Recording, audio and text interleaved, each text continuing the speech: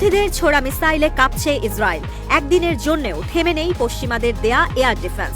সামরিক গুরুত্বপূর্ণ কার্যালয়গুলোর অবস্থান রাজধানী তেল আবিবকে গুড়িয়ে দেওয়ার জন্য যেন উঠে পড়ে লেগেছে ইয়েমেনি যোদ্ধারা। দেশ দুটির মাঝে এক সমুদ্র দূরত্ব থাকলেও সেই সমুদ্র পথকেই প্রতিশোধের জন্য বেছে নিয়েছে তারা। নতুন করে তেল আবিবের বেন গুরিয়ন বিমানবন্দরে হামলা করেছে ইয়েমেনের স্বাধীনতাকামী সশস্ত্র যোদ্ধারা। বিমানবন্দর গুড়িয়ে দিতে ছুড়েছে ব্যালিস্টিক ক্ষেপণাস্ত্র। এই হামলায় পুরো শহরে বেজে ওঠে সাইরেন। ছুটোছুটি শুরু করেন ইসরায়েলিরা। কয়েকজন ইসরায়েলি আহত হয়েছেন বলেও খবর পাওয়া গেছে।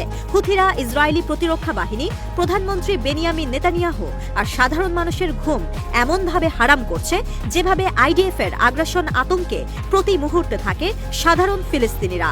হামলায় কিছু সময়ের জন্য বন্ধ হয়ে যায় বিমানবন্দরের কার্যক্রম। ইসরায়েলি গণমাধ্যম বলছে, এই মিসাইল হামলার পর ২০ লাখের বেশি মানুষ আশ্রয় কেন্দ্রে গেছেন। কিছুক্ষণ একের পর এক বিস্ফোরণের শব্দও পাওয়া গেছে। ইয়েমেনের সানা বিমানবন্দরে আইডিএফ এর হামলার পর থেকে নেতানিয়াহু বাহিনীর ওপর নতুন করে চড়াও হয়েছে ইয়েমেনি সশস্ত্র গোষ্ঠীটি। চালানো হয়েছে ড্রোন হামলাও। যদিও ইসরায়েলি প্রতিরক্ষা বাহিনীর দাবি, মিসাইল ইসরায়েলের আকাশসীমায় প্রবেশের আগেই ধ্বংস করে দেয়া হয়। ক্ষেপণাস্ত্রের টুকরো ছড়িয়ে ছিটিয়ে পড়ে তেল আবিবে। বিদ্রোহীরা জানায়, বেন গুরিয়ন বিমানবন্দরের কাছে দুটি অপারেশন চালিয়েছে তারা। তেল আবিবের কাছে ছোড়া হয়েছে হাইপারসনিক ব্যালিস্টিক ক্ষেপণাস্ত্র আর জেরুজালেমের দক্ষিণে ছোড়া হয়েছে ব্যালিস্টিক ক্ষেপণাস্ত্র।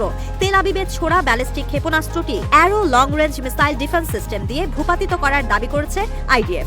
যদিও বৃষ্টির মতো পড়ছে মিসাইলের ধ্বংসাবশেষ। ২ সপ্তাহের মধ্যে এই নিয়ে সপ্তমবারের মতো মধ্যরাতে তেল আবিবে হামলা করল তারা। গেল মাসে ইসরায়েলে ১১টি ব্যালিস্টিক ক্ষেপণাস্ত্র আর ৯টি ড্রোন হামলা করেছে হুথিরা।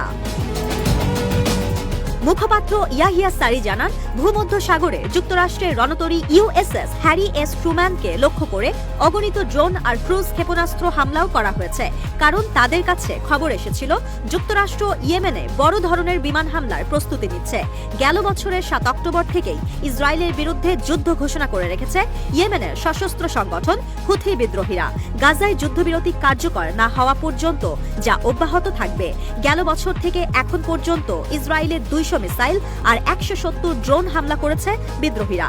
বেশিরভাগই ভূপাতিত করেছে তেল আবিব। সাধারণ ইসরায়েলিরা বলছেন, সাইরেন বাজার সঙ্গে সঙ্গে পরিবার নিয়ে আশ্রয় কেন্দ্রে যেতে হয়েছে। যেতে যেতেই গাছের ওপর খুব জোরে ভারী কোনো ধাতব বস্তু পড়তে দেখেছেন অনেকে। কেউ বা আবার নিজের চোখকেই বিশ্বাস করতে পারছিলেন না। ইসরায়েলি প্রধানমন্ত্রী নেতানিয়াহু আর প্রতিরক্ষা মন্ত্রী কাজ জানান, যে কোনো মূল্যে তেল আবিবের ক্ষতি করতে চায় এমন সব গোষ্ঠীকে দমন করা হবে। ইরানের প্রতিরোধ অক্ষকে শেষ করে দেয়া হবে।